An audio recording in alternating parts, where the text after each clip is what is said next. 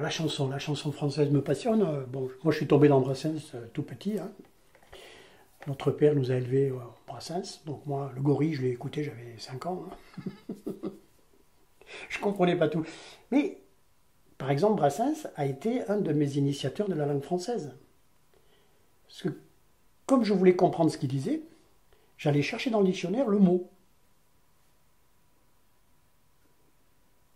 Dans la messe au pendu, à un moment, il parle des oiseaux du moutier. Alors, les oiseaux, je voyais ce que c'était, mais le moutier, je ne voyais pas. Je suis allé dans le dictionnaire Larousse et j'ai vu que le moutier, c'était le monastère, c'était là où les moines vivaient. Les petits oiseaux du moutier. Ben, moi, à 10 ans, je savais ce que c'était que les petits oiseaux du moutier. Et ça m'est resté. C'est un exemple que je cite souvent. Hein. Les sycophantes. Les sycophantes, c'est quoi les sycophantes? Voilà. C'est les délateurs, ceux qui vont dénoncer à la police. Voilà.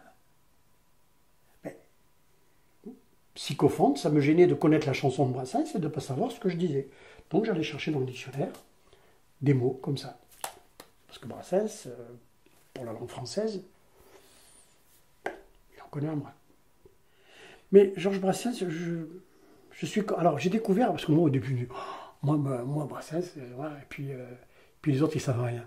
Puis ce qui est bien, c'est que j'ai rencontré des tas de gens qui connaissent des tas de choses sur Brassens et qui en savent autant que moi. Pour la petite histoire, on a eu la chance, non. Alors moi j'ai eu le... Oh, je ne sais pas dans quel sens le prendre, Brassens. Brassens, pour moi, c'est mon maître à penser. La parole de Brassens que je recite souvent, c'est un jour un journaliste lui a demandé de se définir en tant qu'individu par rapport à la société et autres. Il a dit je suis un anarchiste. Il a des écrits libertaires qui sont très durs. Hein. Et quand on lit les lettres à Toussaint, c'est pareil. Et il dit je suis un anarchiste, mais qui traverse toujours sur les clous pour ne pas avoir à adresser la parole aux flics. Je trouve ça extraordinaire. Parce que je suis un anarchiste, mais bon. Ça, c'est mon maître à penser. Chaque fois que je lis ces textes, que j'écoute ces chansons, quand dans le grand chêne, à la fin, le chêne meurt brûlé comme du bois de caisse dans une cheminée, et que le curé du village, petit saint besogneux, doute que sa fumée arrive jusqu'à Dieu, Brassens lui répond, qu'est-ce qu'il en sait ce pauvre? Et qui donc lui a dit, il n'y a pas de chêne en paradis. Et ainsi de suite. Et des phrases de Brassens et des textes de Brassens, je les lis, je les relis, tu verrais le bouquin de Brassens que j'ai chez moi, l'œuvre complète, elle est froissée, chiffonnée, encornée, enfin bon, il y a des tas de choses qui sont belles à lire et à comprendre chez Brassens. Brassens, en un mot commençant, c'est mon maître à penser. Alors, il y en a certainement d'autres dans la vie, mais moi, ça a été ma philosophie toute ma vie. J'ai eu la chance de recevoir une chanteuse qui s'appelait Valérie Ambroise, qui a chanté du Brassens. Elle est décédée il n'y a pas très longtemps, cette dame. C'était une femme extraordinaire. Et elle était accompagnée par Pierre Nicolas. Donc à 2 reprises, on a reçu à la maison Pierre Nicolas. Brassens était déjà décédé. Et lui allait très mal à ce moment-là d'ailleurs. Il est parti peu de temps après. Et voilà, quand on a côtoyé Pierre Nicolas, on sentait la présence de Brassens, qu'il appelait le vieux. Alors c'était le plus jeune de la bande.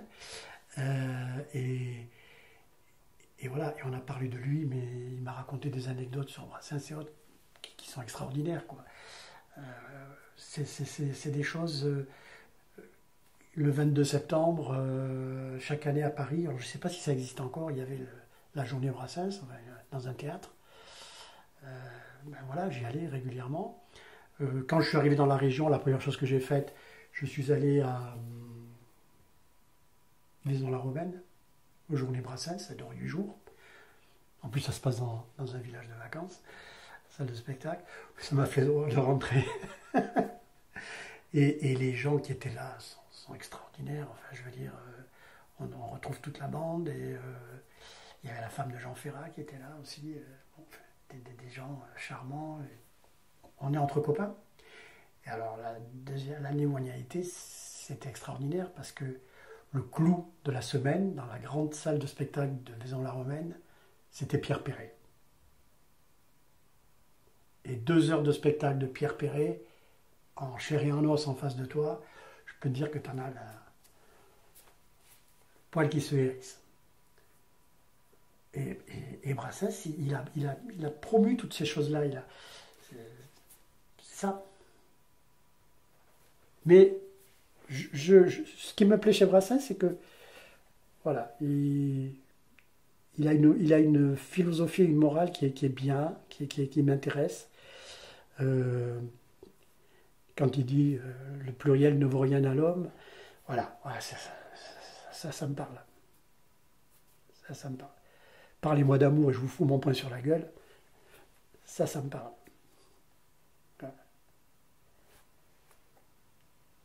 Mais Brassens, c'est mon maître à penser.